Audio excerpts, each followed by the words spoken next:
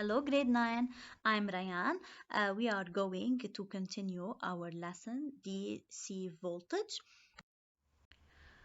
Our objectives for today are define oscilloscope and connect and give correct reading of oscilloscope.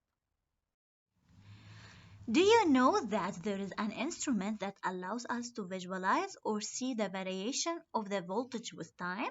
Let's see.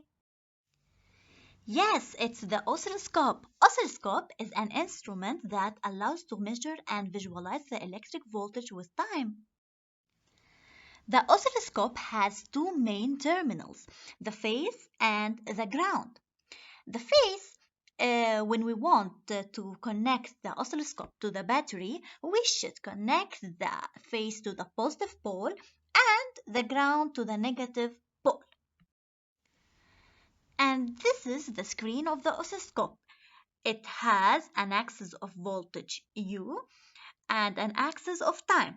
Also, it has division or unit division. Every one subdivision is equal to 0.2 division. Now, let's talk about observation of the screen of the oscilloscope. In the absence of the voltage, a luminous spot, the green one, is observed at the center of the screen.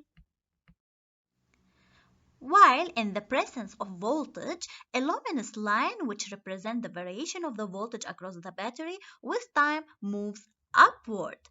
Keep in mind that the voltage across the battery does not change with time. The battery sends a DC voltage. When the luminous line moves downward, it means that the connection is reversed.